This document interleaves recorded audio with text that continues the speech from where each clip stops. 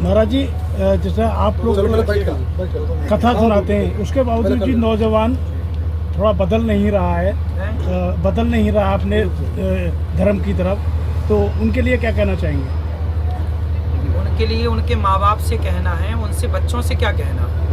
बच्चों का कोई कसूर नहीं है, उनके माँ बाप बचपन से, देखिए ऐसा है कि बचपन से यदि हमें संस्कार मिले हैं तो आज हम शराब तो नहीं पी रहे हैं। हम शराब चाहें तो पी सकते हैं, खरीद के पी लें, हमें कौन रोकने वाला है यदि हम चाहें तो।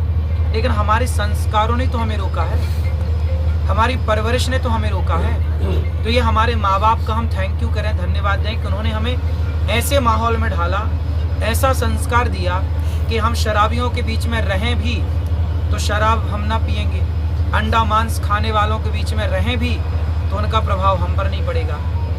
ऐसे ही बच्चे हैं, आपने बचपन से क्यों नहीं ऐसा माहौल बनाया कि आपके बच्चे जाएं गंदी जगह पर तो भी गंदगी, जैसे कमल कीचड़ में रहता पर कीचड़ का प्रभाव कमल पर तो नहीं है ना। ऐसे हमारे माँ बाप ने हमें अच्छी परवरिश दी तो हम तो शराबियों के बीच में भी बैठते हैं। आप में से बहुत लोग शराब पीते होंगे, आप में से बहुत लोग मांस खाते होंगे, लेकिन हम बैठते तो हैं शराबियों के बीच में। लेकिन शराब का नशा, उनका प्रभाव हम पर नहीं होता, हमारा प्रभाव उन पर हो जाता, वो शराब छोड़ देते हैं। तो ये हर माँ बाप की, चाणक्य कहते हैं माता शत्रु पिता वैरी ये न बालो न पाठिता न शोभते सभा मध्य हंस मध्य बको यथा।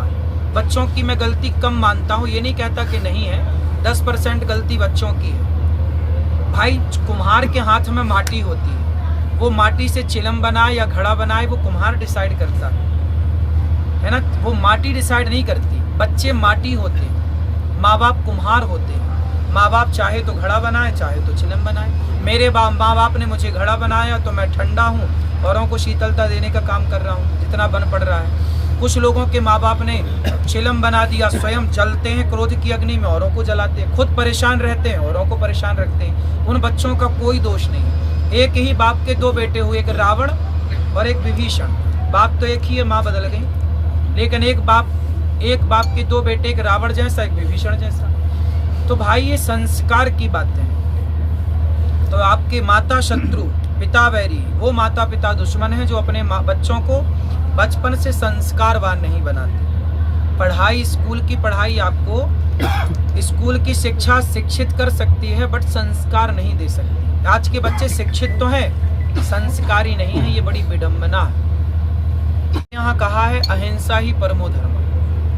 देखो अहिंसा की बात करते हैं हम, इसका मतलब ये नहीं कि हम लड़ना नहीं जानते। हनुमान जी के हाथ में गदा है, लंका गए तो हनुमान जी से पूछा गया, रावण ने पूछा क्यों बंदर, तुमने हमारे राक्षसों को क्यों मारा?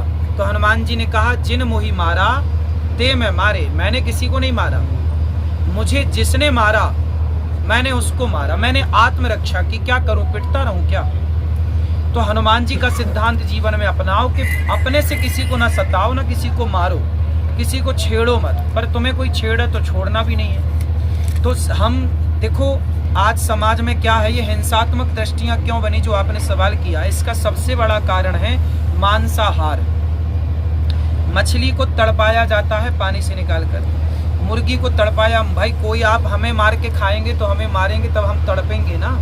मुर्गी तड़पती है, मछली तड़पती है, बकरा तड़पता है, और आपको जरा भी दया नहीं है, आप मार के खा रहे हैं। तो जब आप निर्दयता से उसकी जान ले रहे हैं और अपने स्वाद के लिए उसकी हत्या कर रहे हैं, तो वही विचार आपके मन में जागेगा और आप भी हिंसक होंगे, क्योंकि आपने हिंसा से पेट भरा है ना।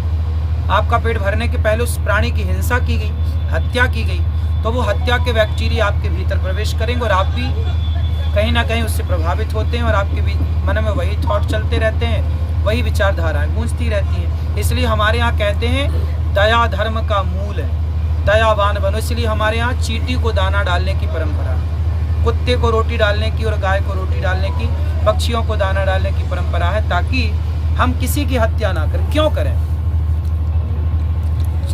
महाराज जी हमारा है, कल आपने कथा में एक प्रश्न सुने कि उसमें क्या पता उस माँ को कि मेरा बच्चा आगे चलकर क्या बनेगा, कंस बनेगा, कृष्ण बनेगा, या राम बनेगा, रावण बनेगा। इस पर आपका क्या कहना है? माँ को नहीं पता, ये बात ठीक है आपकी। हाँ जी। लेकिन ये बताइए कि आप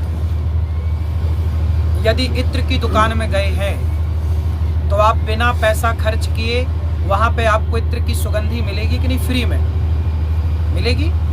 और आप नाले के पास हैं, गटर के पास हैं, तो आप नहीं चाहेंगे तो भी आपको दुर्गंध मिलेगी। तो आप इस बात से एग्री करेंगे ना कि वातावरण प्रभाव डालता है। यदि हम इत्र के वातावरण में हैं तो हम पैसे 1 रुपए खर्च ना करें पर हमें खुशबू फ्री में मिल जाती है, और हम नाले के पास हैं तो हमें दुर्गंध फ्री में मिल जाती है। उसी तरह संगत से गुण आते हैं, संगत से गुण जाएं। लोहा जड़ा जहाज में पानी में उतराए। एक लोहा पानी में डालो तो डूब जाता है, पर वही लोहा जब नाव की संगत कर लेता है तो वो डूबता नहीं है, पार लग जाता है और पार लगा देता है। इसलिए यदि हम बचपन से संगत से जुड़ें तो हम पार होने वाले बनेंगे, पार लगाने वाले बनेंगे। हम यदि कुसंग में जुड़ जाएं, इसलिए तो कहते हैं कुसंग से बचो। कुसंग, आप बुरे नहीं होते, दुर्योधन बुरा नहीं था, दुर्योधन के कुसंग ने उसको बिगाड़ दिया। यदि शकुनी का कुसंग ना मिलता तो क्या दुर्योधन बिगड़ता? यदि मंथरा का संग ना मिलता तो क्या कैकेयी बिगड़ती? कैकेयी तो राम से बहुत प्यार करती हैं। राम ने कैकेयी माँ का दूध पिया है ना, माँ कौशल्या का दूध कम पिया राम ने कैकेयी माँ का दूध ज्यादा पिया, उनकी गोद में खेले ज्यादा हैं। वो कैकेयी कह रही हैं कि राम वनवास नहीं गए तो मैं मर जाऊंगी। इतना प्रभाव किसका था? कुसंग का प्रभाव था। को न कुसंगति पाए न साही, कौन है इस धरती पर जो कुसंग पाके नहीं बिगड़ा, और कौन है इस धरती पर जो सत्संग पाके नहीं सुधरा। कुछ लोगों के लिए कहा है मूर्ख हृदय न चेत, जो गुरु मेले विरंचिस। कुछ लोग रावण जैसे हनुमान जी के समझाने पर भी नहीं समझे, लेकिन संगत से प्रभाव तो पड़ता है। सर आप यहाँ है जनसंख्या। सरकार को चाहिए कि सबसे पहले जनसंख्या नियंत्रण कानून बनाए। आज बांग्लादेश से भगाए जा रहे हैं हिंदू, आज पाकिस्तान से भगाए जा रहे हैं हिंदू, कश्मीर से भगाए जा रहे हैं हिंदू। कश्मीर से भगाए गए तो कोने कोने में बसे भारत के, पाकिस्तान से भगाए गए तो भारत आए, बांग्लादेश से भगाए गए तो भारत आए। जिस दिन भारत से खदेड़े जाओगे तो कहाँ जाओगे? समस्या ये, भारत से भी खदेड़े जाओगे। आज भारत में कुछ राज्य ऐसे हैं जहाँ हिंदू अल्पसंख्यक है।